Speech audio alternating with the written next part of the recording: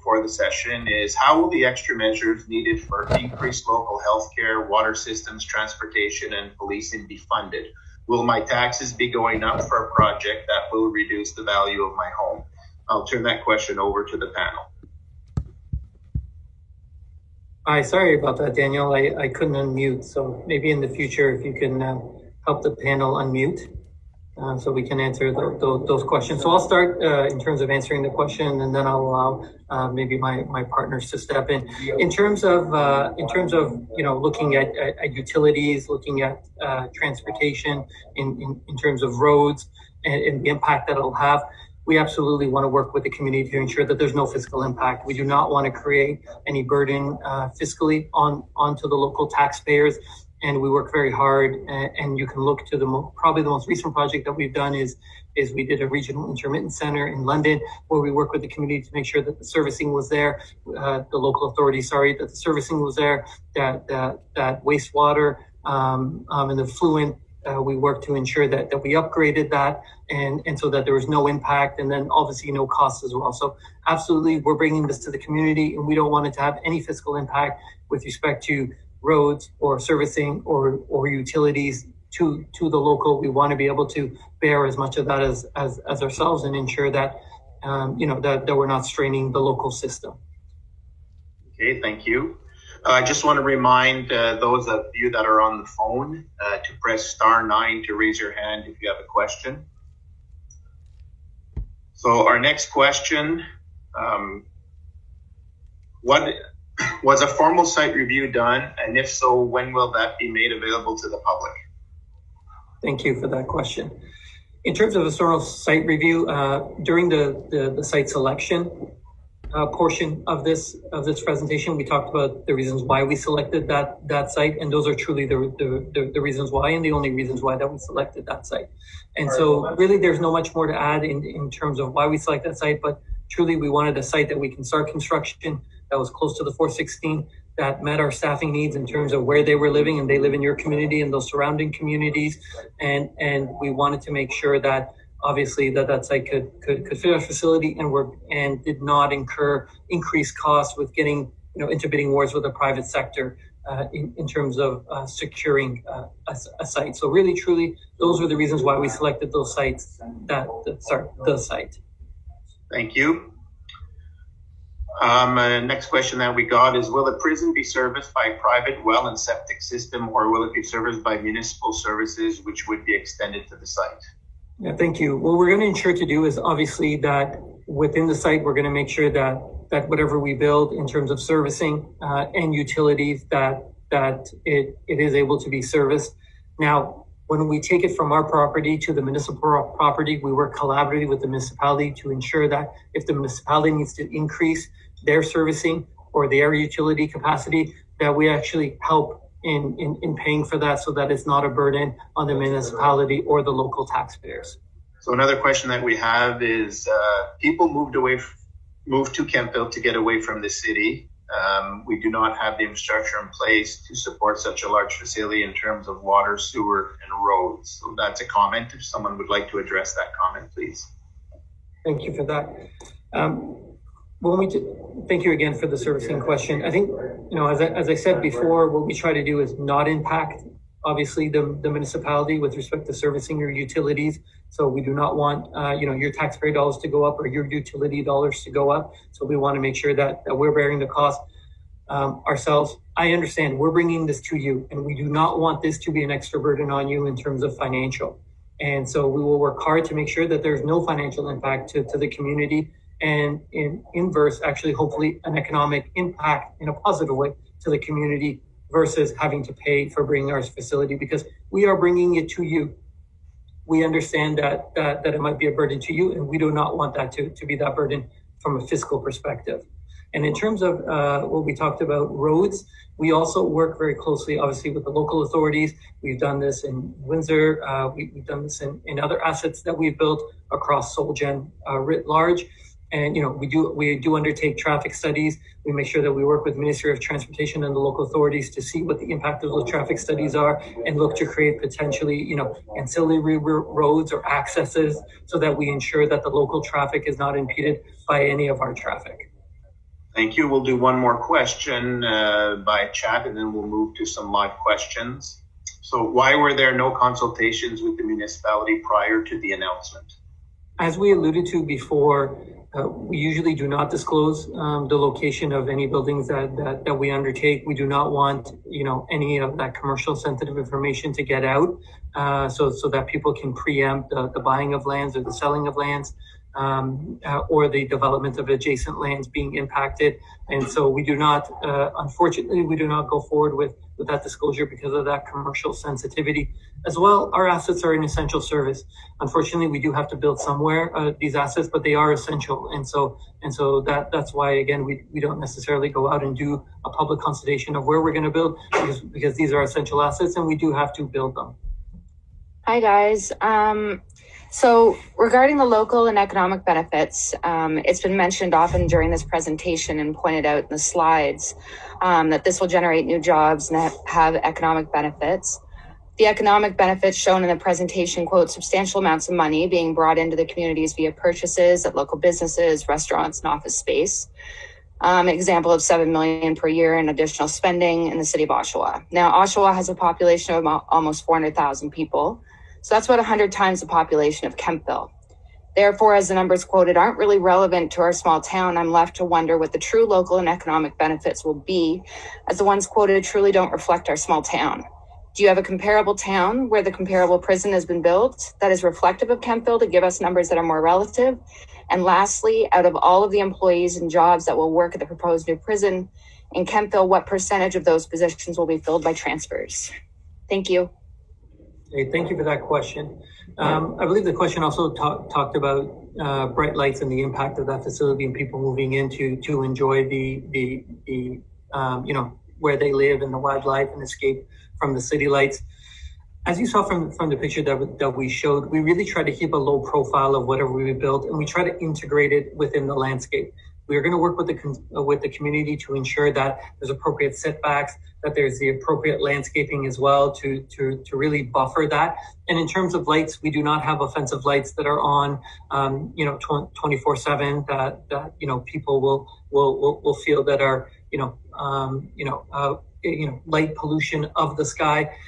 The best example I can use is Southwest Detention Center. We have several neighbors. Well, one neighbor that's actually a female neighbor who has a house, and her property line abuts ours. And we worked very closely with her in terms of how we located the facility on our property, the landscaping that we used to ensure that we provided the right sight line and the right buffer.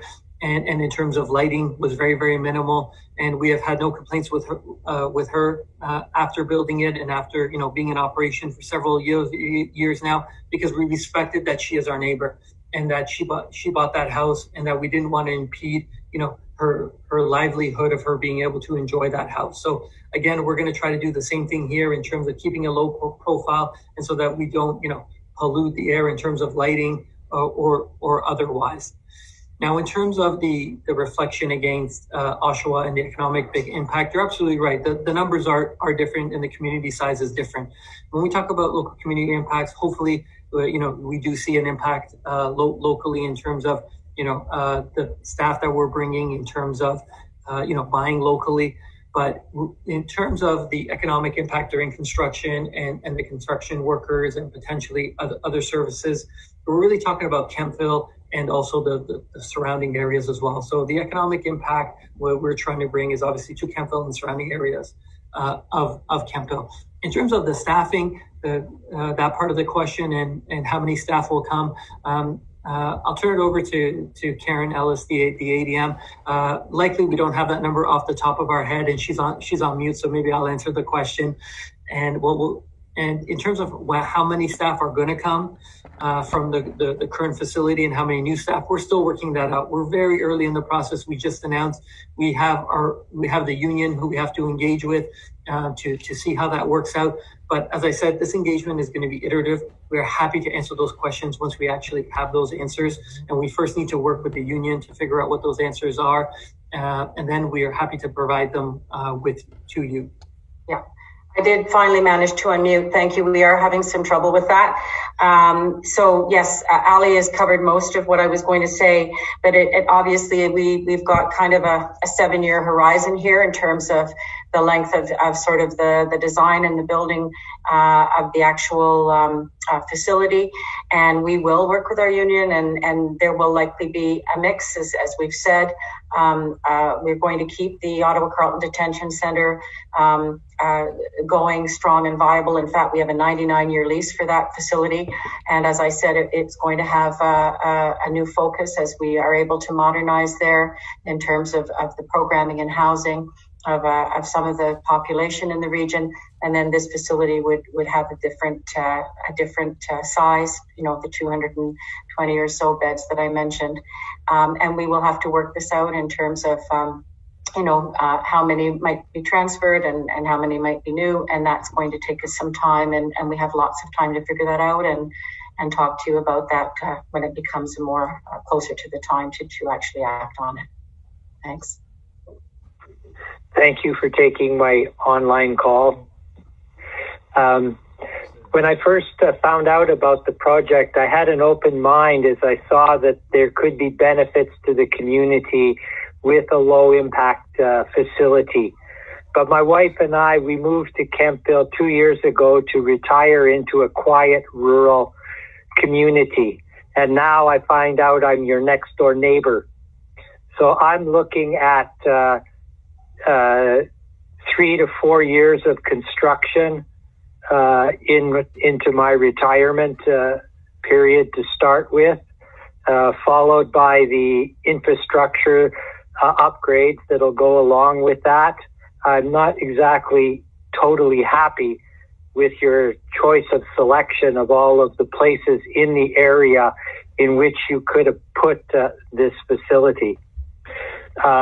Also bordering our common line is the recreational trail that runs between us, which is one of the nice features of the Kemptville area. And I'm wondering what you're going to do to address that. I have heard your pitch today and see that you are proposing what looks like a first-rate facility. In my experience, I believe that once the facility is up and running, the community will have very little interaction with it on a day-to-day basis. But the period until that time arrives is going to be quite chaotic. My experience with facilities of this sort comes from Saint Jerome, Quebec, where the facility there is built right next to the highway as well. The sight lines from the highway to the facility have been kept open for security reasons that are quite obvious. The area is known for its prison because of that, and Kemptville doesn't have a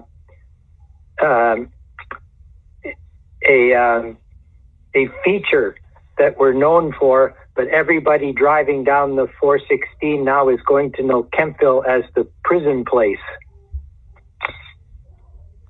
not as like Merrickville, a Rideau Canal recreational facility.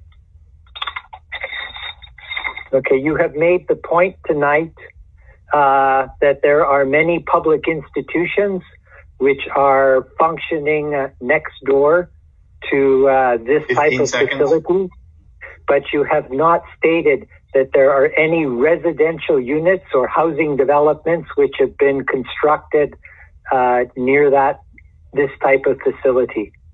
So I end my time there, and I thank you for hearing my comments. Thank you for those comments, and I thank you for your candor and the way you presented them. I truly do appreciate them. So thank you for that. I'll try to address your comments in several parts. Number one is we understand that Kemptville is a small community, and we do not want, as I said, light pollution or noise pollution.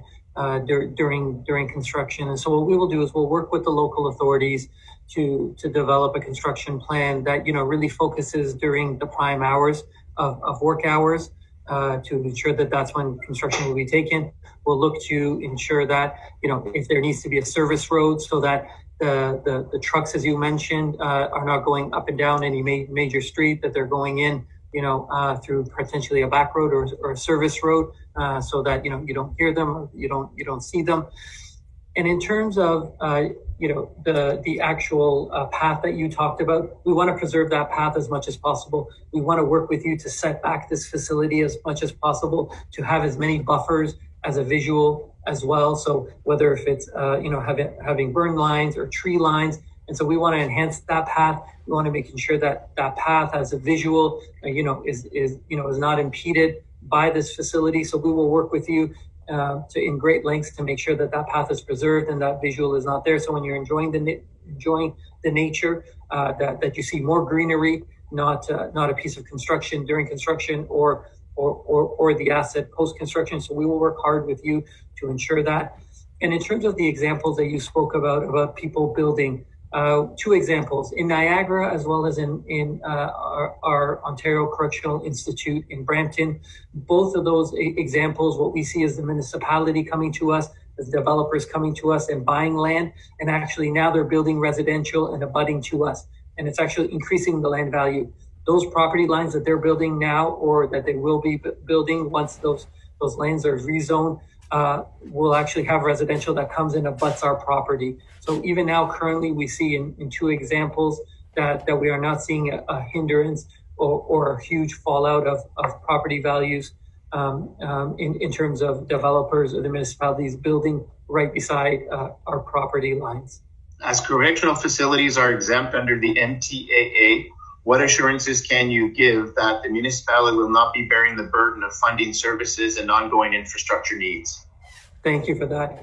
As I said before, we ensure that any servicing utility needs or any road needs that we bear the cost of those needs, and we will work with the local authorities to make sure that any upgrades that are needed, that we pay for the portion of our upgrade that's needed as well. We do pay a per head per diem as well in terms of municipal taxes, quote unquote. So we do pay back in to the provincial and municipal in terms of that per diem per head. But what we try to do is have zero impact in terms of the municipality in terms of cost, and we work closely with the local authorities to ensure that. Thank you, Ali. So the next question is, what is the expected length of stay of an inmate? Will people be serving long sentences at this facility? Because I was able to unmute quickly, maybe Karen, I'll take this answer and hand it over to you or Karen afterwards. The average length of stay is actually very short. It can range from a month or 2 months as the average range of stay here. So we don't have people that are staying here for very long.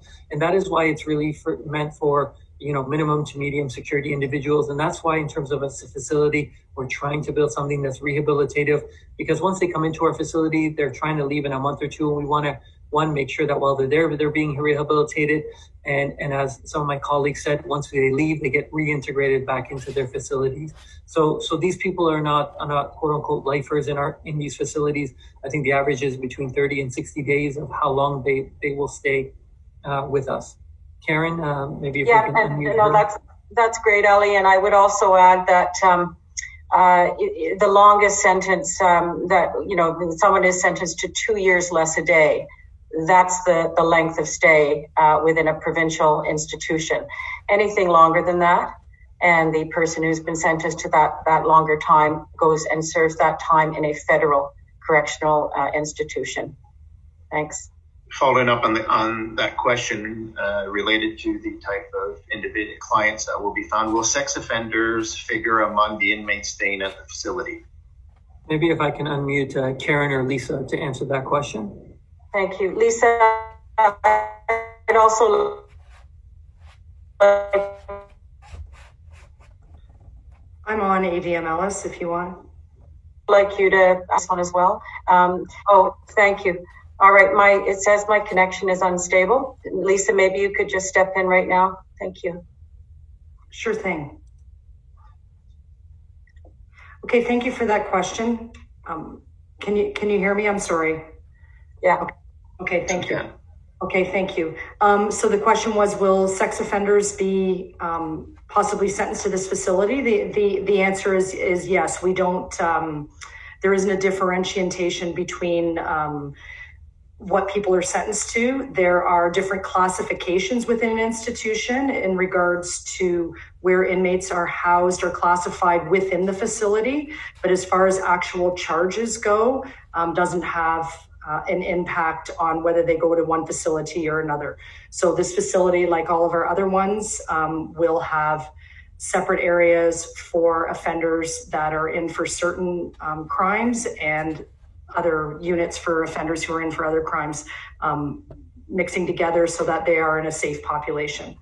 I hope that answers your question. So the following question is, what will be done about the assumingly very bright lights that will surround the facility? People who move to this part of the town do so to live in the country. So if you could address that question, please.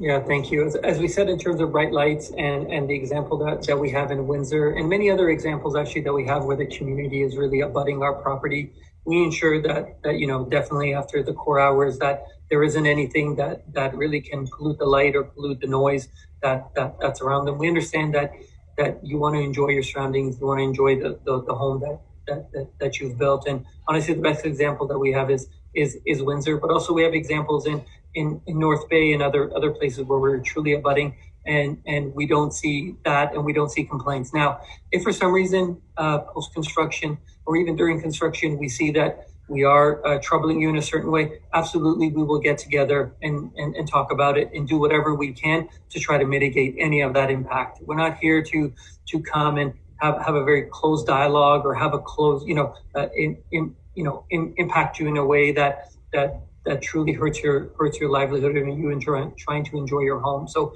we're open to working with you. We're open to bending and trying to do whatever we can during construction, but post-construction as well.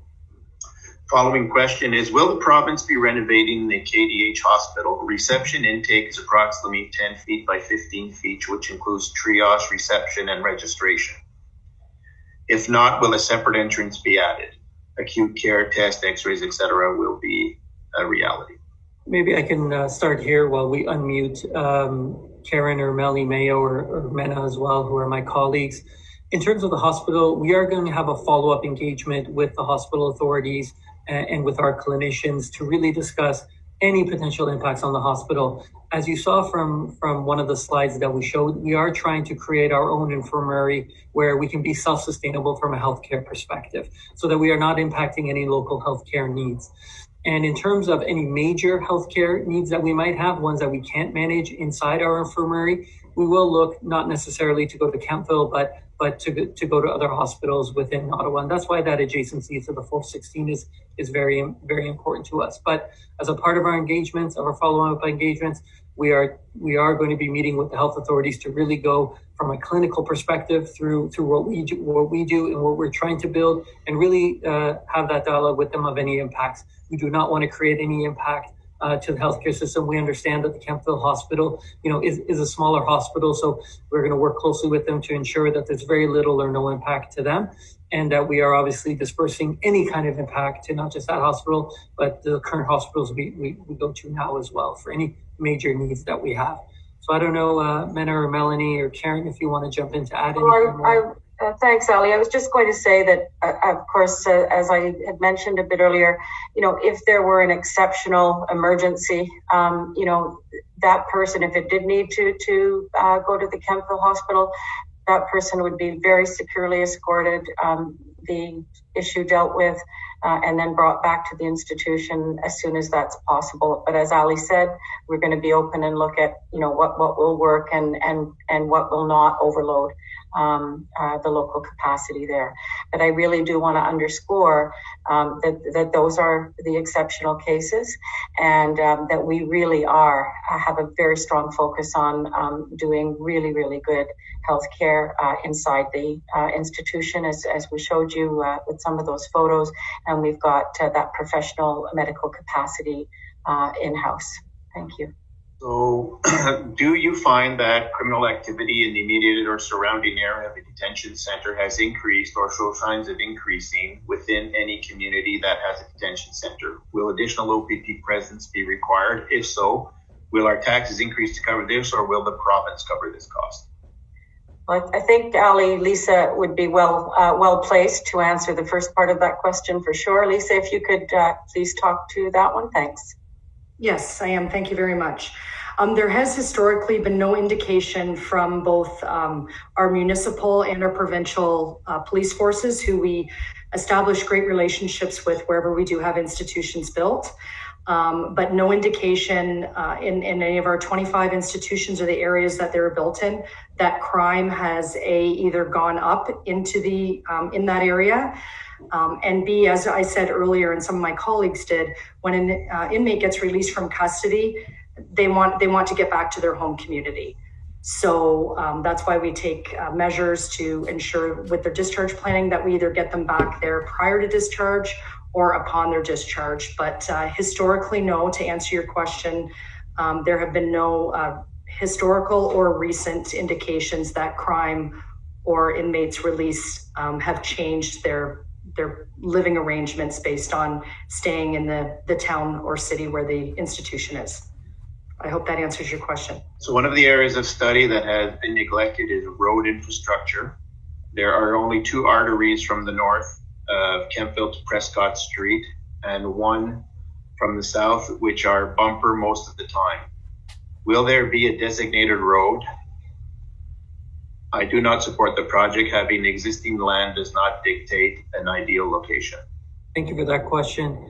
What we undertake as a part of all of our major infrastructure projects with Infrastructure Ontario and the local authorities is we do undertake a traffic study that's done, because we want to make sure that we have that empirical evidence. And I understand your concern. And so what we'll do is make sure that we undertake that traffic study. That traffic study will then inform us to work with local authorities, Ministry of Transportation as well, on how we cannot impact that traffic. That's local. And so, we'll work with them to undertake maybe, building service roads or different accesses so that those arteries are not impacted. And, we have done this before in other projects that we've done, whether if it's regional command centers or OPP detachments, where we work to ensure that the in and out of our frontline services do not impact that local traffic. Okay, thank you. We'll go to a couple of live questions now. So I realized that Kemptville and this facility was originally claimed to be an Ottawa. They called it Ottawa, not Eastern Ontario. I wonder if the fact that Kemptville is so close to Ottawa has is a large reason for them picking Kemptville and not, for instance, Cornwall or Hawkesbury. Also, we are a very, very small town. I believe there's about 4,000 people here. It's never, I'd like you to pick another town jail of this size, this projected size, of that size, a small town, and tell me where it is, and I would like to look into it further. So my question really is, the reason for building the jail here is because you thought Kemptville was part of Ottawa. Am I correct in assuming that? And therefore, will most of the facilities available in Ottawa be used for this jail? So in other words, we're just really being used as a home for the building, and there won't be many jobs, and most people will get on the 416 and go home to Ottawa or Brockville, both of which have jails and probably have people have experience of working in the prisons and will be given jobs there. Thank you for that. We do not think, obviously, Kemptville is Ottawa. When we looked at the site, our site selection, we looked at available lands that were owned by the government, so that we don't have to pay an exorbitant price. We also looked for lands that were adjacent to the 416, and we wanted lands that weren't going to take us, an hour away or an hour and a half away from driving into Ottawa. In terms of, jobs and who lives near, we have a lot of staff that actually live, in the area of Kemptville and outside of Kemptville. We do have a heat map we did a heat map that shows they are ingrained within Kemptville and those surrounding areas. So they live, our staff are actually living within those communities, Kemptville and surrounding areas right now. And we feel that some of the staff that are probably more eastern, that will be transferred to the facility, will probably like to maybe move more westward and closer to Kemptville potentially as well. In terms of a facility that maybe you can look at, now we have smaller facilities like this one in other areas, Windsor, we have smaller facilities in Sudbury and North Bay, but one that would probably bring maybe an example for you is the facility that we have in Lindsay. That is the Central East Correctional Center. That actually has over 1,000 beds. And the community, the Lindsay community that it surrounds, I think have about 15 to 20,000 people. So obviously not as small as Kemptville, but not exorbitant. It's not 30, 40, 50, 60, 70,000 people that live in that community. I think it's about 15 to 20,000. And so, you can definitely speak to that community in terms of the impact. We know the local police force there. We work very closely with the local police force. They're embedded with us. And, we do not see any local, major local impact in terms of crime or anything else within that facility. So, those surrounding areas. So probably that is a good example. But again, Sudbury is a good example. North Bay is a good example. Brockville, obviously, in St. Lawrence Valley as well, and even Windsor. So I think Karen wants to add to this answer as well. So if we can unmute her, please. Okay, thank you. Thank you very much. I also wanted to add, I was actually down visiting our team and walking around the facility that Ali just mentioned, the Central East Correctional Institute, maybe a week and a half ago. And I also just wanted to point out that in that community near Lindsay, Ontario, there's in the range of 200 to 300 volunteers from the surrounding area who do come in to do work in that facility in a very positive way. So I just wanted to point out that there is that whole aspect that can be a very positive thing in the surrounding area around our institutions. Thank you. They do programming and support. Thanks. Hi, how's everyone? I just wanted to ask a couple things. I've been listening to the whole thing, and they keep saying a portion of things will not come on us. A portion of things will not be added to our taxes. They will do as much as they can not to add to our prices. But it's saying it's portion. There's no guarantee that our taxes aren't going to go up, that we're not going to have to pay for this. And, shouldn't this be completely 100% not coming out of a very, very small community that you keep hearing, like you're talking about Brockville and other ones? We are the smallest community that I've heard of that's going to get a prison. And from what I understand, there is over 75% of our community that do not want this here. It is too close to schools. It's too close to the elderly. It's too close to the hospital. And we don't want it here. Is there any way we can say, no, it should not be here? Can we do this? Because I'm not hearing any guarantees of things being... Any guarantees of prices going up, housing going down, and people who just moved here 2 years ago are saying, we moved here because it was a great community and it was a place to retire, and now they're going to have this right beside them. I just don't feel that we were given a chance to say no, and why is one of the smallest communities being considered? Thank you. I appreciate the authenticity in your voice, and I appreciate that question. I'll try to be a little more definitive if I can. we work to ensure that there's no tax impacts for you locally, and we will ensure that we spend our money so that there is no local tax impacts. From previous projects that we've done, we have seen the same. Obviously, I can't say 100%, but in all the previous projects that we've done, we haven't brought local taxes up, because we do try to pay for those site servicing all ourselves, the utilities all ourselves. So from the examples that we have, definitely I can be definitive of those that we do not raise the taxes. In terms of schools, I understand, I have a young daughter, and I understand that if I didn't work in corrections, and if I didn't know corrections and what we are trying to do, what we do and what we are trying to do in the future with the transformation of what we're trying to build here, which is really that low profile, kind of security that on the outside looks like a normal facility.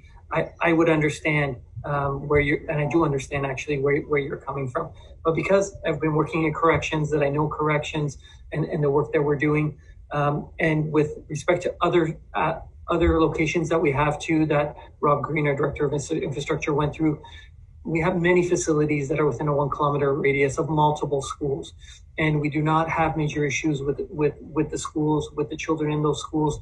The people that we are housing, again, only are staying between 30 and 60 days with us, and they want to go back to their homes and their families as well, and they want to go back to their communities. And we have, as one of my colleagues said, 99% of the people we make sure that go back to those communities. So they do not want to stay within your small community or impact your small community. With respect to talking to the school boards, we want to have an open dialogue with them. We want to, start engaging with them very early within the next few weeks or month, to have more focused dialogue with them to ensure that we're hearing their concerns more acutely, and start working with them to see, what we can do in terms of impacts and how we can continue with this dialogue. And I think, Lisa, I don't know if there's any other school boards that we work with locally that are within, that 1 kilometer radius for our other facilities that you can comment on. Thanks, Ali. Because I'm from the Western region, offhand, I will speak to the Southwest Detention Center, as you mentioned earlier, it being our newest facility in the province, and again in the region that I do come from. In addition to the local community that Ali mentioned earlier with the soccer fields, et cetera. The local community, although there was, this type of engagement sessions then as well, and some questions very similar to the ones that you folks are posing tonight. At the end of the day, the same thing. There are engagements with the local community and the local school boards. Like you said, Ali, the gym is open. They do have tournaments in there. They do have local basketball teams and volleyball teams, et cetera, coming in, volunteering as ADM Ellis had mentioned. So I reiterate what you said, Ali, that I understand everybody's concerns and what they're saying, but there have been incidents, especially with our newer facilities and the way that they are built, and in the communities, that there have been those positive relationships. There are. So I wanted to come back to the question of why the municipality wasn't consulted. The most recent answer was because you didn't want to disclose in order to not excite or trigger commercial interests and avoid bidding war, and that it's an essential service. So my comment would be, yes, it may be an essential service, but it doesn't mean that it's essential that it be in Kemptville. The other comment is that you didn't want to trigger commercial interests, but you own the land. So there wouldn't have been any commercial bidding or any problems in communicating to the municipality well ahead of time what your plans would have been, since you own the land. And there were other plans for that land that the municipality and others were entertaining, and I think they were in touch with our MPP and probably through the government, so you would have been aware of those. So I'd ask you to comment on that. The other is, if you intend to demolish the existing buildings on the property, are we not losing assets right off the bat? So we're starting off with a negative position, since we will have lost assets that have a certain market value. That's it. Not just with this facility, but with any other facility, whether it's correctional or any of our OPP facilities, regional command centers, operational centers that we have. We never disclose the location before we announce. And in terms of, to your question about, will you bought and you driving up the commercial value or any of that, we just don't want anyone getting involved when we're choosing a site in terms of, maybe they want to sell or maybe they want to buy. And so we don't want to make that disclosure. And then have any of that commercial activity happening, because it is sensitive commercial information that we are trying to preserve. In terms of maybe, I'll ask Angelo Gismondi to talk about maybe your second question, if we can unmute him. Having trouble here unmuting. Oh, we hear you, Angelo. And I'm sorry, I was trying to get myself unmuted. Please repeat the question for me. The second part of the question was that if you intend to demolish the existing buildings on the proposed site, are we not losing assets right off the bat? And those assets have a certain value. So you say that you don't want to, pass on some costs or difficulties to the municipality. But if we lose those assets, aren't we starting right off the bat in a negative position? My understanding is that those assets are not being used, and they haven't been used for some time, and they're not functional anymore. So that was one of the reasons why we chose this site as well. Yes. Good evening. Can you hear me? Yes, we do. Perfect. Okay. I want to start by thanking you for taking live questions. I think it adds a lot of value and respect to tonight's session. I also want to let the panel know that for over a decade, I've worked for the Correctional Service Canada and our federal institutions and around. One, I wanted to give one statement and ask one question. So, something that was mentioned earlier, and for anyone who's still listening, there was a slide or two about rehabilitation and programming, and I'm glad that the question was asked of how long do inmates stay in provincial institutions, and the answer was 1 to 2 months. So just for anyone still listening, there's no meaningful rehabilitation or programming given to these inmates. So that's an opinion of mine that I wanted to share. And then my question for the group is, my concern with the location of this jail is that it's across the street from schools. Now, it's mentioned over and over again that this site was chosen because it's close to the 416 and it's close to the workers that are going to be in the jail, the guards, the CXs, whatnot, who are going to be working at the jail. So it's convenient for getting offenders to and from jail and getting people who work at the jail to and from the jail. I want to know if there was any consideration when it comes to moving jails, this jail right across from schools, because as we know, jails are hubs for criminality. I mean, Hells Angels and MS-18 run the contraband in jails. So it's been brought up multiple times that, there's no data saying that society becomes more criminally active because offenders are moved back into their home towns. My question is, I'm not worried about the inmates. Anyone that works in institutions knows that it's not the inmates you worry about. It's the people that you're inviting to the facilities, the families, and these organized crime units to the facilities to bring drugs in. So what are you going to do? Yeah. What are you going to do to protect the schools and daycares around this jail? Because we know drones are an issue. You're going to be sharing the school, the same road as the school. So what are you doing to protect the Kemptville campus and the 2 schools and 2 daycares? Maybe I'll start answering the question, and then I'll ask Karen Ellis and as well maybe Lisa to chime in. In terms of location, the adjacency to 416 absolutely was a consideration. But for us, major considerations were also that there was no third-party liens or third-party interests that were actually put on title. Other lands. There's another lands where the Rideau Correctional Center is down the streets. People have brought those lands up that why didn't you go to that land? And, that land did have a third party right that was there. And so we did not want to wait for 1, 2, 3 years to see what that right would entail and if that right would ever be lifted. And so that's an important aspect for us.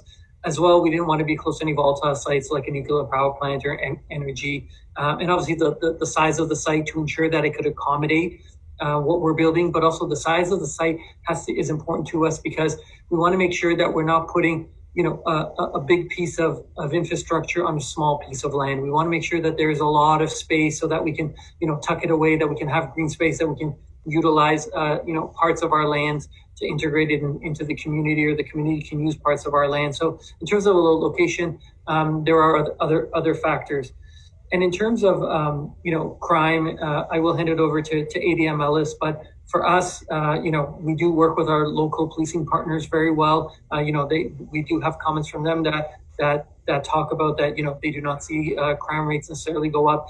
Criminals do not want to spend a lot of time, I think, around our jails because we have obviously correctional, officers. We have police there as well, coming in and out. So that's the last place they want to be. And in terms of drone technology, this is going to be an asset that is very technologically enhanced, and that we are going to have sensors. We're going to have, we are testing drone technology as well, so that we can take control of drones, so that people don't even try, because they know that now we have the technology, and so that they never try to do these kinds of things. So we obviously are going to really invest in that technology in this asset, and we're already testing that across the province as well. So maybe I'll ask Karen or Lisa to jump in as well. I certainly add a couple of comments. I mean, the first thing I would say is number one, the high standard building this from a bricks and mortar perspective to be a very, very secure institution physically. The second thing is that we have very well-trained staff. We have very competent people who understand and know the business of corrections, and they are very good at what they do. And thirdly, without getting into details, which would not be appropriate, but to pick up on what Ali said, we have got a very holistic approach working with our partners in policing and other areas, thoughtful and increasingly comprehensive approach to dealing with that kind of issue around contraband and things coming into institutions. And we are vigilant on that and work on that on a daily basis. And I'll invite Lisa to add anything else she wants to from her lived experience within the institutions. But you can be sure that these issues are front of mind, and we are always attentive to them. We are always going to be evolving and improving the way we deal with these issues as technology improves and as our information and analysis and data improves over time. So it's a constant effort that is part of being in the business of running correctional facilities. Lisa, I don't know if you'd like to add anything. Sure. Comments. I can appreciate where you're coming from. I've not worked in the federal system, the provincial system only. So I can't compare except to say I'm quite sure that there are many differences in the way our institutions are run, and a lot of that being on the length of stay. Our provincial system being 2 years less a day, and as Ali mentioned before, the average of 30 to 60-day stays compared to what you obviously deal with in the federal system. As far as contraband strategies, we do have a lot of different strategies in place, and new strategies that we have pilots on, looking at ways to minimize the introduction of contraband into the institutions. And I just want to touch on your comment about the programming. You're absolutely right, Jess. We can't, an inmate can't get into long-term 6, 12, 2-year programming when they're in custody in our system for 30 or 60 days. However, with the resources that we do have inside, not just our volunteers, but our staff that are addictions counselors, social workers, recreation officers, et cetera, what they strive to do in that short amount of time for someone who's interested is start the programming inside and connect them with our community partners on the outside so that they can continue. So I don't want to discredit your comment about the length of stay in programming, because you're absolutely right, but we do make those extra efforts in the provincial system to make those connections when the inmates do get out of custody. I hope that helps. Okay, thank you. We'll go. Oh, sorry, go ahead. No, if I can just add, there is programming that is commensurate to the amount of time that we do have individuals in our care, and that does continue over to their community supervision. And some of these involve, they're as basic as life skills, anger management, a number of things that can help them support their transition back into community. So and certainly we also work with Indigenous organizations. We have in our facilities Native liaison officers that work with Indigenous clients to help support culturally sensitive and appropriate transitions. So, as Lisa mentioned, and as others have mentioned, there are different ways that we can support that transition. It is limited by the time we have individuals with us, but that doesn't mean it isn't something that we play an active role in doing. And that also includes for issues like mental health and addictions and those kinds of supports. Thank you. We'll go back to a few chat questions that were typed in. So please define what local or surrounding area refers to in terms of jobs at the facility. Does this definition extend to Kingston and Ottawa? Yeah, maybe I'll start there, and then Karen. In terms of local, we're talking about, being within Ottawa, 50, 60, 70 kilometers away. In terms of Kingston, it definitely does not go as far as that. We do have our Lindsay facility that is close to Kingston. Truly, this was about finding, a location that met the majority of our criteria. And I understand that there's a lot of questions about location here and why, but truly it was just that it did meet a lot. And I understand that is an impact to that local smaller community, but it does meet a lot of our needs in terms of what a site provides. So I don't know, Karen, if you have anything else to add.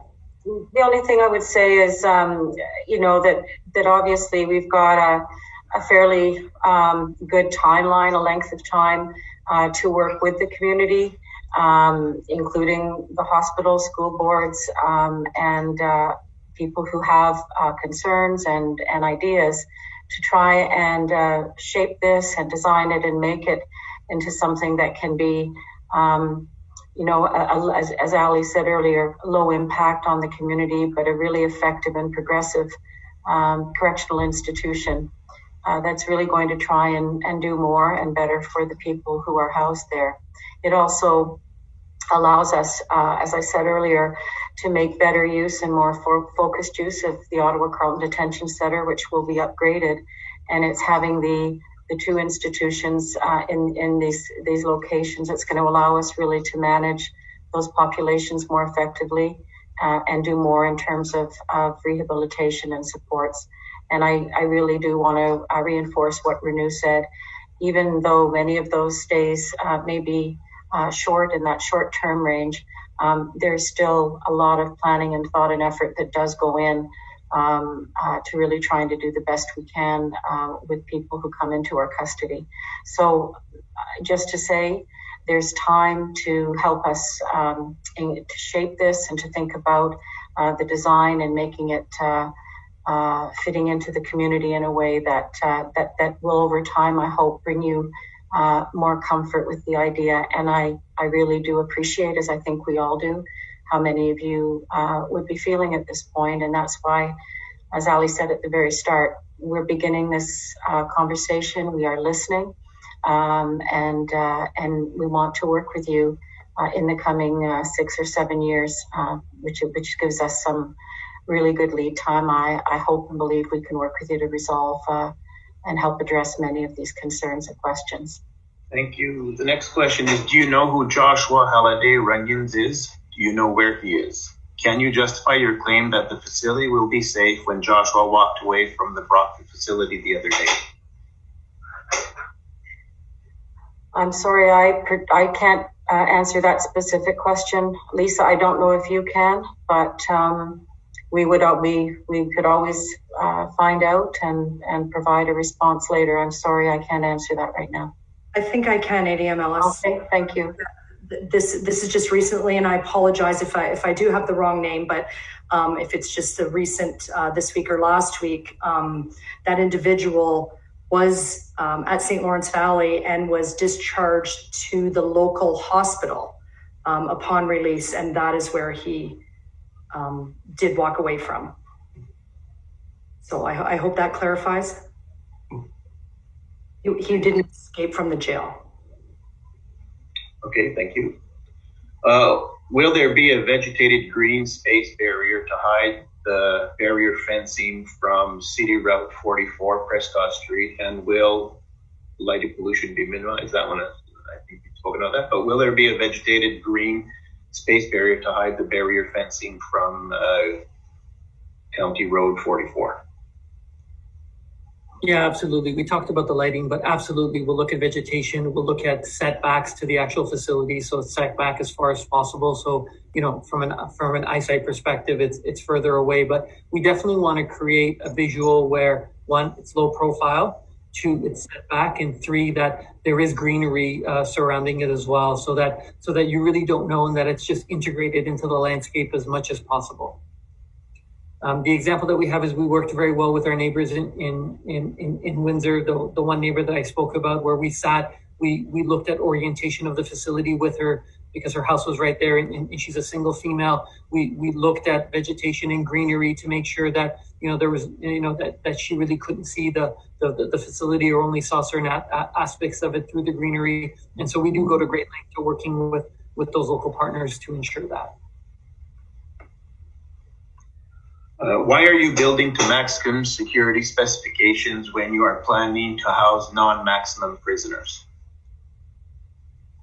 Yeah, thank you for that question, and I'll allow Karen to jump in here. That is the standard that we build to. We need to ensure that, you know, the safety of the people inside are maintained at all times. And so what we want to do is we want to make sure that even though we don't necessarily need it, that we are building for it to ensure the safety of everyone, our staff, inmates, clients, volunteers, everyone. And so that's why we build it to maximum security. But really the maximum security has a lot to do with the bricks and mortars that we build, as well as the technology that we're going to put in terms of our camera, in terms of our sensors, in terms of, I said, the drone technology, and in terms of, you know, the locks that we have and the hinges that we have, you know, in our frames. And that's really what we talk about maximum security.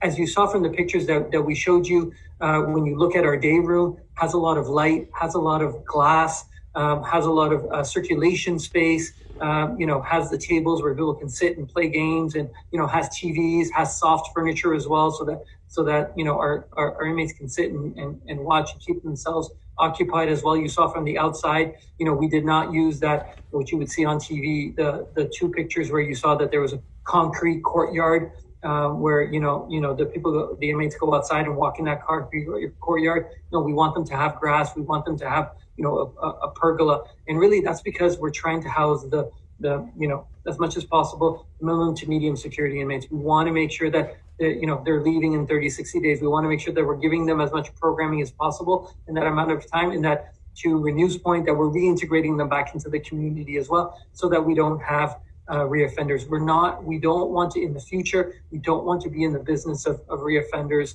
and we don't want to hold people in our facilities and just house them to make them more hardened and make them more criminals.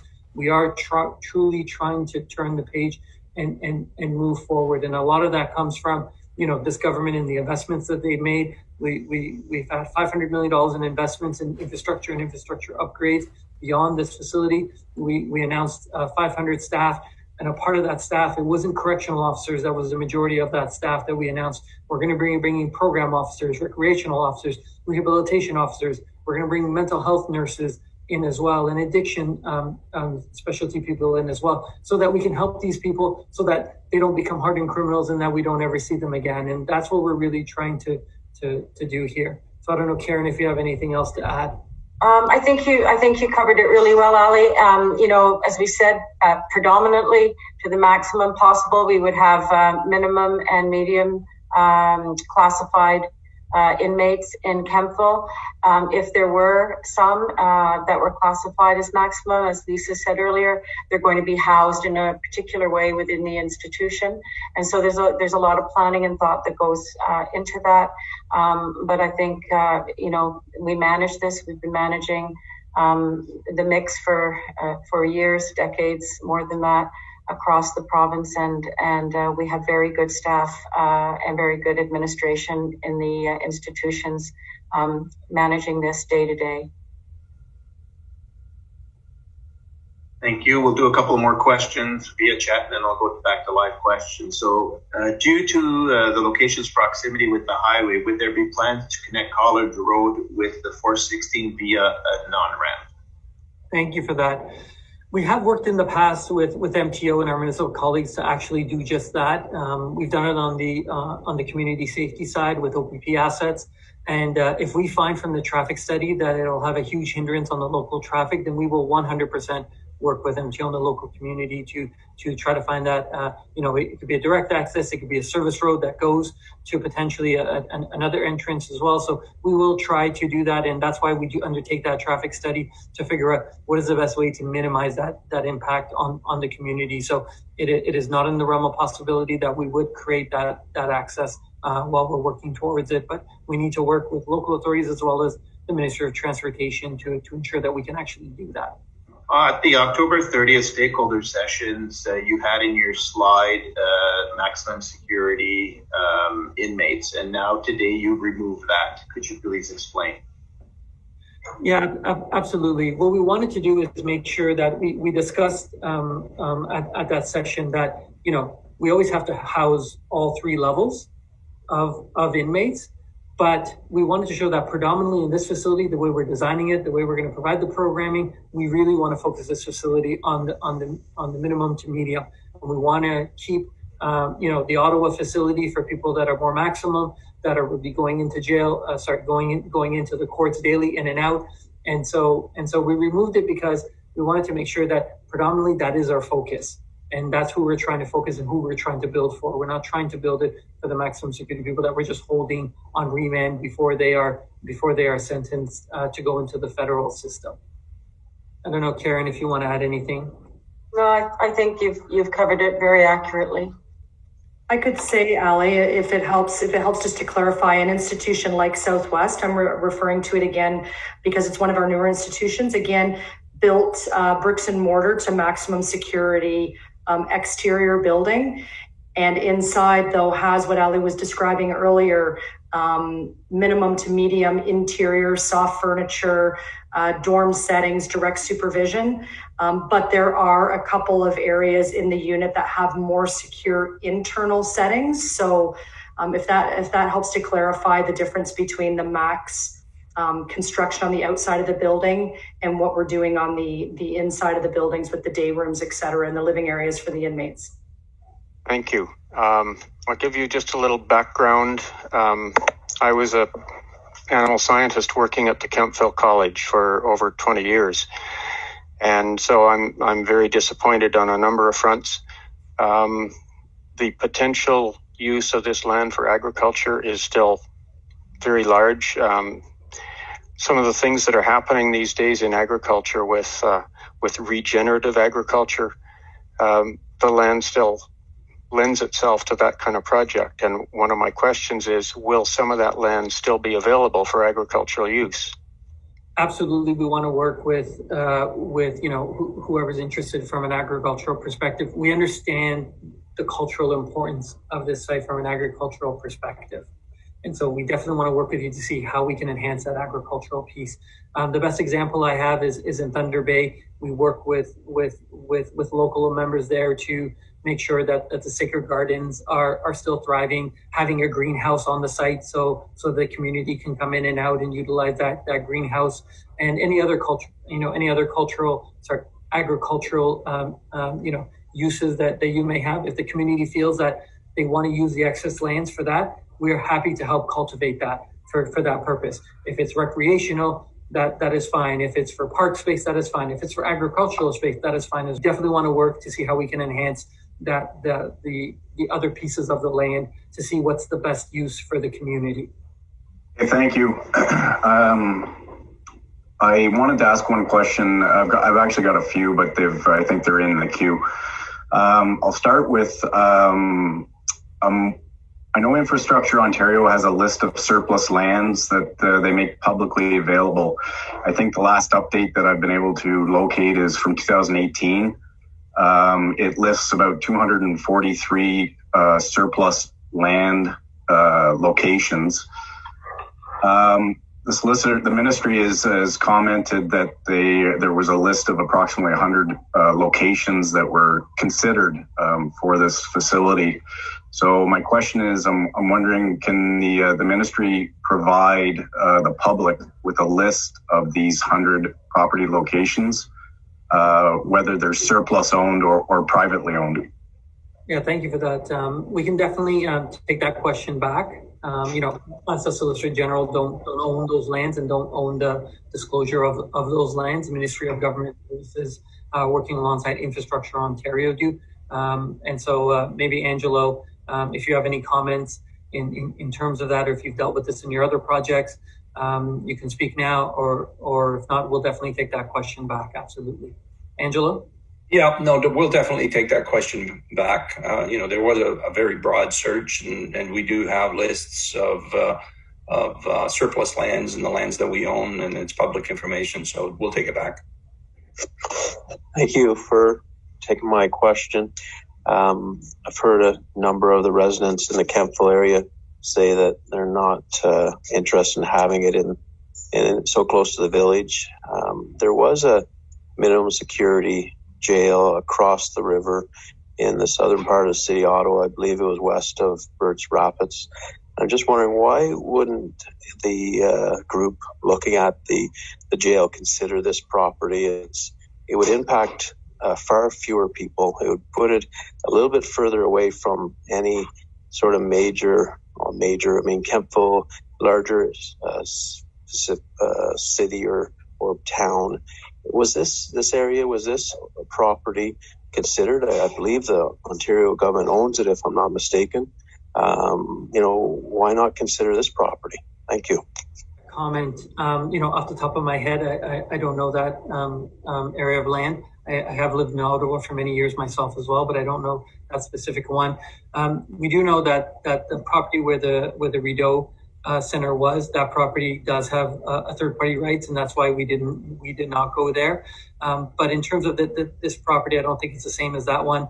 I don't know if Rob or Angelo, that property off the top of your head and you can answer it. If not, what we can do is get you an answer in terms of why that property didn't suit the needs of it. So we can definitely take that back as well and follow up with you.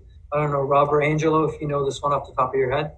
I have nothing more to add, Ali. We'll definitely look into it. Again, same answer as the last time. We looked at so many properties. Our land group looked at like literally 130 properties. So there was criteria, right, that we were looking for. So we'll take that back and answer the question more directly. Okay, thank you. Due to the long distances to move detainees from such places as Ottawa and Brockville, etc., will there be protocols in place when detainees are moved to ensure the safety of the detainee, detention personnel, etc.? Ali, certainly I'm going to ask Lisa to speak in detail about it, but the answer is yes, and Lisa can tell you a little bit more about that. Thank you. Sure, thanks, Karen. And I'm interpreting the question to mean transferring detainees from one secure institution to another for various reasons, whether it's for what I mentioned earlier, for their discharge planning to be released into their community, or just based on their classification or being transferred to another institution for various other reasons. I'm hoping I've got the scope of your question correctly. And if that is it, then yes, we have trained correctional officers that are trained in under our community escort policy, and we have secure vehicles that are used, and there are procedures in place, including our escort procedures for transporting an offender or offenders in our institutional vehicles from one secure facility to another. I hope that answers your question. Kemptville does not have any train or public transit services for visiting family members. How will this be accommodated? Now, maybe Karen, I can start, and you can supplement. In terms of transportation back into the community for our inmates, we 100% ensure that we provide that transportation to get them back.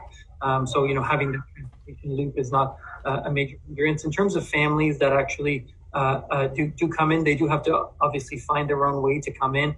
But what we are trying to do is really invest in technology and in video, and so that those families that for some reason can't get there, on a weekly basis, probably because they can't get a ride or for some other reason don't have the time, then we are trying to invest in that video. So just as COVID is happening, as people are getting more used to video, we want to make sure that we ingrain that into our facilities so that you can see the loved ones, so that they can see their loved ones, and they don't have to make a trek to come see them every week if they don't have the means. When they do come to our facility, what we're trying to do is really accommodate space so that they can spend time and not just see them through potentially a piece of glass. We want to have family visitation areas as well, where families can come and visit together so that they feel normal, almost akin to a small living room, so that they can spend a little time with their families as well. And that's all a part of that rehabilitation focus and lens that we want to bring, and that connectivity back to the real world, so that when they are discharged and reintegrated, that again they hopefully don't reoffend. I don't know, Karen, do you have anything else to add? Just to say, that the visits, whether they're by remote means or in person, are very, very important for the well-being and for the support of people who are in custody. And just to say that I think in most cases it would likely be a day trip that might be possible for people. There may be some who come from a bit of a further distance and might need to stay overnight, but just kind of given the location, I think that probably the majority of visitors, might be able to come in and have a good decent length of a visit, as Ali mentioned, and then be able to get home. But of course, the families do have to find their way there. I was just going to add, ADML, just to what Ali was talking about with the video visits as well. We've learned, not that we weren't going down that road already, but with the pandemic, it's definitely heightened our awareness of how important the video visits are, because we did have to, for a period of time, put limitations on public visits because of travel and entering into the institution, but it didn't have an effect on our video visits for our population. So in our new builds, as Ali was speaking to, that will be an option based on the accessibility for families that don't have transportation, the 45 minutes or hour or whatnot out of where they live to get to Kemptville. We do have the video visits at Toronto South Detention Center as well, and again saw the same increase in video visits throughout the pandemic based on having to restrict the in-person. So hopefully that helps. And definitely, for example, in the north, where we, as we said earlier, we're doing infrastructure investments there as well. There are many Indigenous members in our population, in our facilities there, and they live very, very far away from their communities and support. And in some cases, the cost would be prohibitive or very, very difficult for families to visit them and travel. And so this issue of using the technology, making it possible for people to sort of see each other on the screen and have that kind of visit is something that we're thinking about in every part of the province. And sometimes the needs are even greater. For example, in the north, just to show how important it is that we have that option and are working on that. To build on that comment of Indigenous clients, one of the questions that came up is how have Indigenous groups been engaged to date? Yeah, maybe I can start, Karen, as well. So to date, we've now undertaken, I believe, 4 Indigenous consultations. with various Indigenous groups, and they've been generally very, very positive.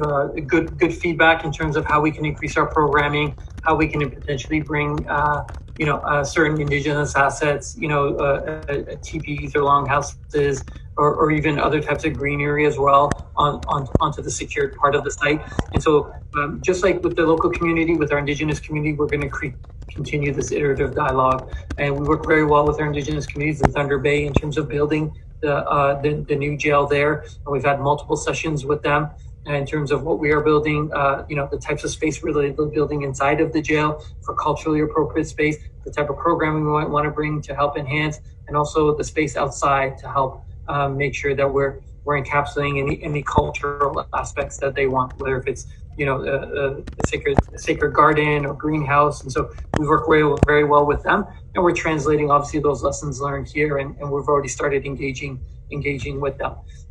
If I may, just to switch gears for a second, I did get a message back that says that the Burritt Rapids property, the question came up of why didn't we take that? And the quick answer to that is, and we can follow up, is that did have a third party claim on it. And that's why we didn't go to that property. But we can get you a potentially a more fulsome answer.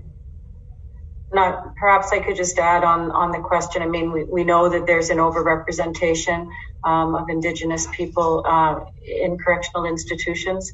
So this is why we do put such a great emphasis on making sure that we have the Native inmate liaison officers, that we have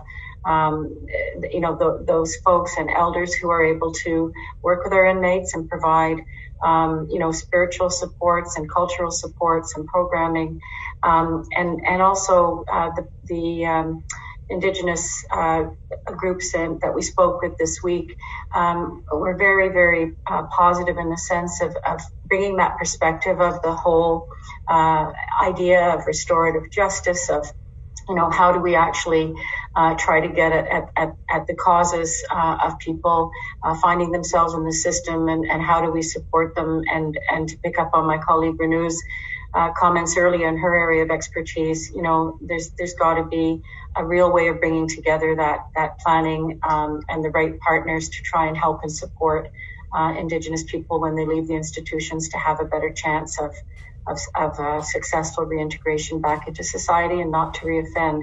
And, I think it's really important to understand that, everybody is a human being in this topic we're talking about tonight. And everybody has a story, and we don't always know that story. And with this particular population, there's a very deep view of just the traditional knowledge and the teachings that our Indigenous partners have said are so important to working with this population, and we're very, very committed to that. Okay, thank you. How will you ensure the children at the two French schools located in front of the facility will be duly protected when sex offenders have permission to leave for the day or a few hours? Perhaps Lisa might want to comment on that for us, please. Thanks, Lisa. Sure. When we talk about, when I mentioned earlier in the slide presentation about temporary absence permits, in our institutions, our provincial institutions, there are not unescorted temporary absence permits. They are for purposes, as I alluded to, for medical appointments, et cetera, that can't be taken care of within the institution. There would be examples would be possibly an escorted funeral visitation, private funeral visitation for a parent or a child, and that would be arranged, privately with the funeral home, et cetera. But they are escorted temporary absences.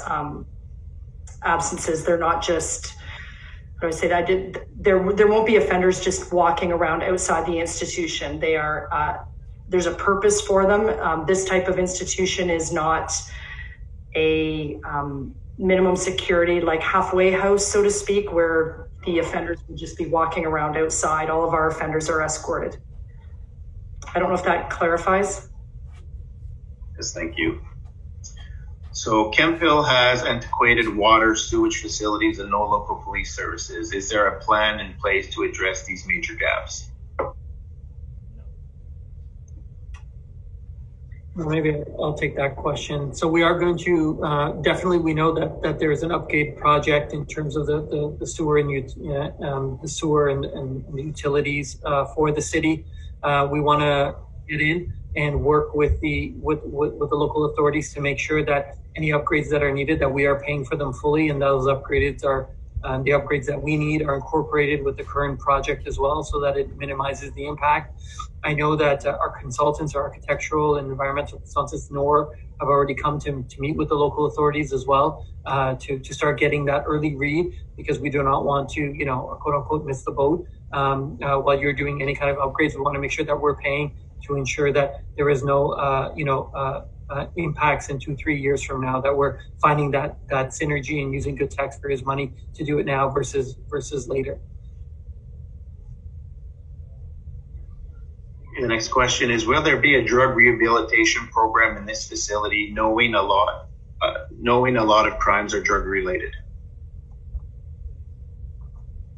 Well, I'm certainly going to ask Mena and Melanie Mayo to comment on this one, and as well Lisa may have a comment, but certainly we have got, as I said, really, really good healthcare capacity and ability to do treatment, and we certainly have a very good mental health and addiction strategy that is being implemented with our healthcare staff.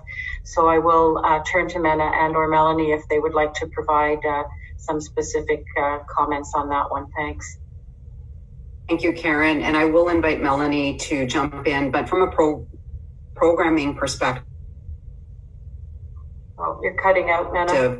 In terms of substance abuse situations where there are issues of usage. And I will turn it over to Melanie to supplement as well. Well, the province actually recently announced some additional investments in substance use supports within institutions. And so that's something that we are actively working on this fiscal year and beyond, looking at how we can provide end-to-end supports when people are in our care and custody, to provide them the really high quality mental health and substance use and addiction supports, and then support their successful reintegration back into their home communities with continuity of care as well. So that new investment is going to allow us to place a greater emphasis on the end-to-end programming that we provide.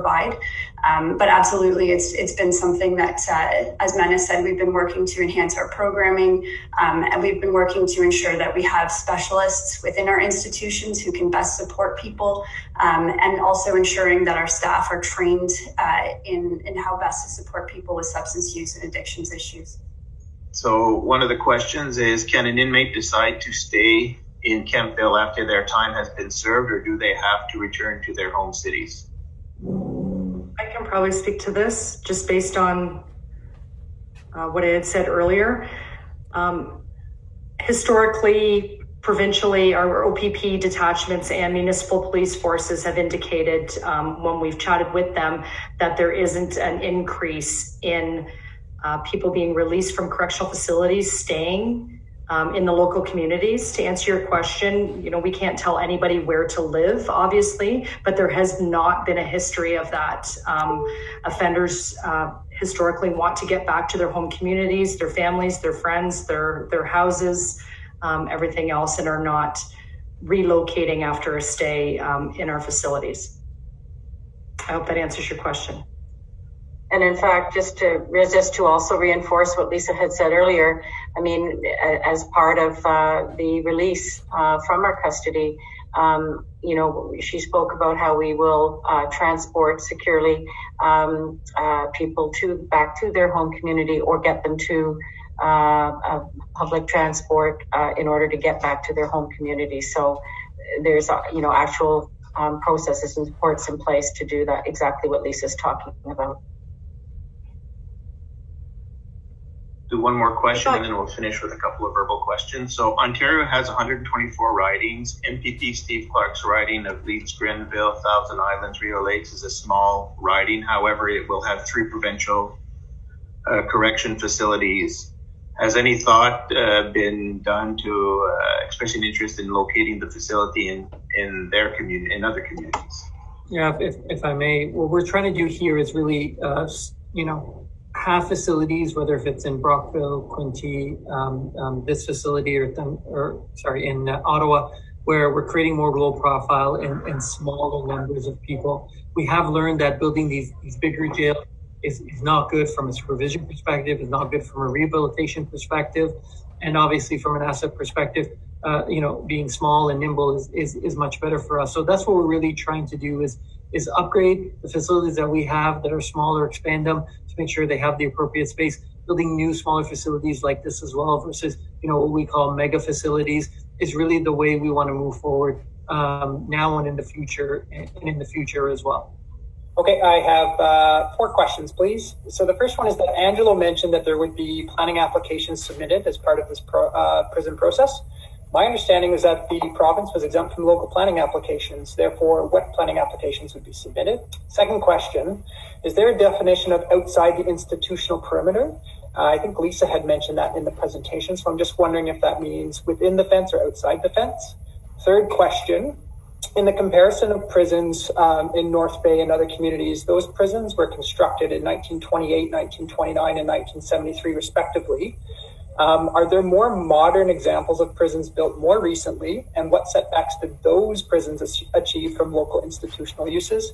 And the fourth question is, following construction into the future, how would we as residents ever know if an expansion was proposed? Thank you. In terms of the other prisons, in terms of newer, more modern prisons, Southwest Detention Center in Windsor is one. The Toronto South Detention Center in Toronto is another one, but that one again is a mega one, and we're not trying to go there anymore. But even the outside exterior of that is integrated into the urban landscape, so it doesn't necessarily look like a prison. There is a modern one that we're building in Thunder Bay right now as well. And so those are really the 3 examples. In terms of planning application, I'll allow Angelo to supplement this, and I'll hand it off to Lisa to talk about the perimeter. In terms of planning application, we try to work within the zoning and within the planning process of any municipality. The Crown does have Crown right, and it can evoke that on any property, but we don't like that. That is not the way we function, especially within Solicitor General, but I don't think generally as a province, we do not like to do that as a Crown. And so what we like to do is work with the local planning and make sure that we have all the right approvals, that we're looking at issues, whether if it's setbacks, greenery, traffic, or any other ancillary uses for the exterior space that we have, or the exterior land. So we try to follow that planning process still, even though we have the ability to invoke Crown right. I don't know, Angela, if you have anything else to add to that. If not, I'll hand it over to Lisa to talk about the exterior and the perimeter. No, in all the projects that I've done over the last 13 years at IO, we've never invoked Crown rights. We do not like to do that. We've never had to. We've always followed the processes that are in place. And as far as, what planning applications, well, site plan approval would be one of them that we would go through. So that's just for starters. Thank you, both of you. When I speak to perimeter fencing, to answer that question that you had, as I said earlier in the slide presentation, in terms of the facility being built to the standards that what they will be, the perimeter fencing is just an added layer of security. So I think what your inquiry was, as if inmates will be able to walk around outside of the building, but within the security perimeter of the fencing? And the answer to that is no. As soon as they leave the building, they are escorted by trained community escort officers. And whether that's for transfer or to walk from one building or pod to another, but they will not be between the building and the fencing without community escort officers. So the reason for the perimeter fencing, just to go back to that, is just an added layer of security. I hope I answered your question. Resident of Kemptville at this time, but I have invested in potentially building a home in the community. So I'm happy for this engagement session because it's informing my decision whether or not to actually move to the community. I guess my question is really about the economic benefits that the correctional facility will bring to Kemptville, and not necessarily for the short term in terms of construction, but in terms of the longer term. So in the presentation, there were a slide that noted some dollar figures in terms of large infrastructure projects. However, a correctional facility is not like a large infrastructure project that brings economic activity like a transit system or a recreational facility. So I was wondering if there is any work that's been done in terms of, apart from just individuals maybe visiting a local coffee shop or restaurant, any real concrete numbers in terms of the economic benefit that this potential facility will bring to the town of Kemptville over the long term. Allow Angelo to answer that question. Well, we can look at this in a number of different ways. One is during the planning and the build period, there's obviously all of the economic benefits that we talked about of using local contractors, local products, drawing upon the restaurants and the coffee shops that are there. But then there's also the longer term, which will occur during the operational phase. So there are subcontractors that would be used to cut grass, that sort of stuff. Those are all things that the company that's going to operate this facility will take advantage of in terms of local subcontractors. Other than that, though, there's also staff that will be used for operations. Right, and those new staff, I would suspect, and people from Solgen would be able to speak to this better than me, that could be recruited depending on the staffing model that they would be using. I'll hand it back to you, Ali.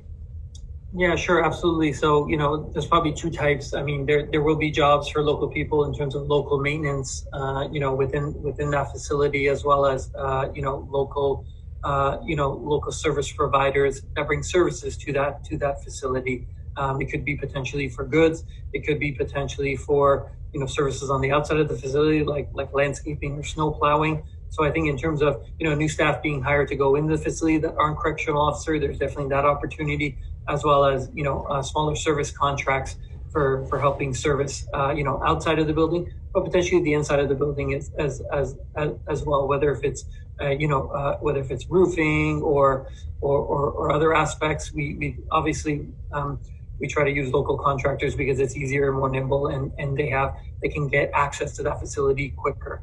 And so those are likely the different types. Hello, thank you very much. Yes, just a quick comment and then a question. In regards to the process, I'm a little disappointed. First of all, appreciating that we're being allowed to ask questions, but a little disappointed that we stopped being able to see each other's comments in the chat box. I think it could have been that you could have had a section if people wanted to send a question versus just commenting. It just feels like it's not quite as transparent as it could be. I would have liked to have shared some of my thoughts, having heard the original presentation at the stakeholders meeting. Anyway, having said that, I think a lot of issues have been touched on. So the one I'll focus on is what we actually know about the state of provincial corrections. And your reference to the Windsor institution is of course, somewhat disingenuous. When you talk about design excellence, I believe that was language used when that institution was also built. And we know from media reports the sad state of affairs in that facility. We also know provincially that anywhere from 65 to 70% of provincial prisoners are on remand, meaning that they have not, in fact, generally been found guilty, or they're waiting for sentencing. So for years now, you've had the opportunity to address that issue, to improve. 15 seconds. improve the issues around delays in court, and more importantly, the number of people who are being held unnecessarily in provincial jails. So I see a concern that you're really choosing to expand at a time when there's so many opportunities to make real reforms.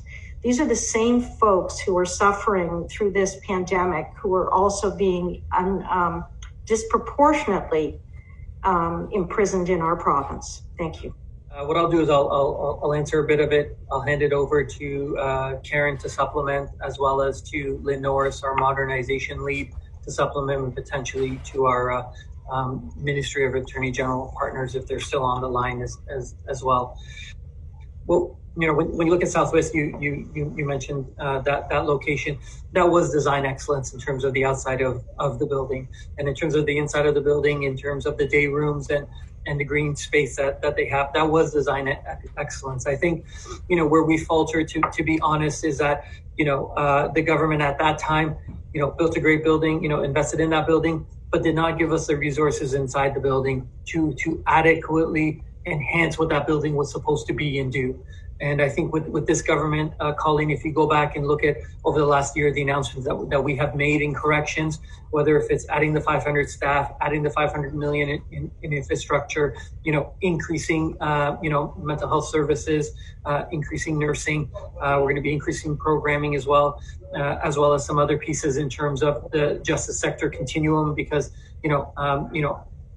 as people commit crime, the courts obviously determine what should be done with them, and then we get them, unfortunately. So we are a catch basin as corrections, but as a sector, this government has really tried to push that forward. And I would say at a high level, the strategy really is, one, we want to start diverting people out. And we have invested in we are starting to invest in technology so that people get out of can be monitored from a GPS perspective, can be diverted out from a restorative justice perspective. We want to divert people out of our facilities, number one. Number two is, we do want to build, as we're doing now, new infrastructure that meets the needs, but we want to have the appropriate staffing within that and the appropriate means. So we don't want to, have staffing that's over egregious on, let's say, correctional officers. We want to have a blend of correctional officers, program officers, rehabilitation officers, mental health nurses, addiction nurses, and that's really what this government is trying to invest in. And then on the back end, our ADM Renew talked about this, is discharging and community reintegration. They're making investments so that we make sure that we have the tools, and we're working right with the partners to make sure that people are reintegrated back into their local communities, and they have the supports once they're integrated back, whether if it's addiction supports, whether if it's housing supports, they want to make sure. So we're trying to change the whole continuum. And I think the examples that we had in the past is we built these new buildings, but we just don't invest in the right programming in what's inside, and then what we're doing on the outside once we move those inmates out. So I think with this government recognized that, they came into this problem and they truly are investing. And, I definitely encourage you to go back. And what we can do is even go away, and with our communication folks, is get a list of all of those investments and all those announcements as well. Because personally, I've come to this portfolio because I want to be here, and I have not seen this type of investment over the last year and a half that we have had. So maybe I can open up to Karen, Lynn, Renew, or our MAG colleagues to supplement in any way. I think Lynn will obviously have things to add, and the others. I just want to say that, I would say, along with Ali, that there isn't a single person here and the people on our teams that doesn't want to make things better. And the government's invested, and we are all very, very committed. It is a big, complex, tough system. The issues, the root causes, the issues that cause people's lives to go a certain way, and they end up in the justice system and may end up in our institutions. That's a very, very complex, tough set of interdependencies. And that's why this whole of, justice and system perspective is that whole direction that Lynn set out and spoke about. We are working very hard, and it does take time to try and improve and use new tools, new technologies, and bring a new mindset to all of this. But that's what we're all committed to. Lynn, I don't know if you'd like to comment as well. Yeah, thanks, Karen.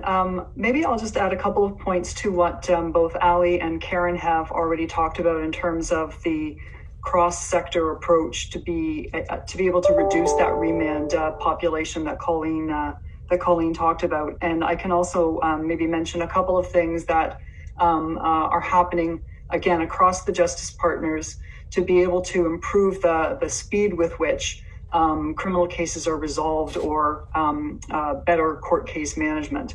And again, some of our colleagues from the court side of the justice sector, if they're still on a call, can jump in as well. So in terms of reducing the remand population,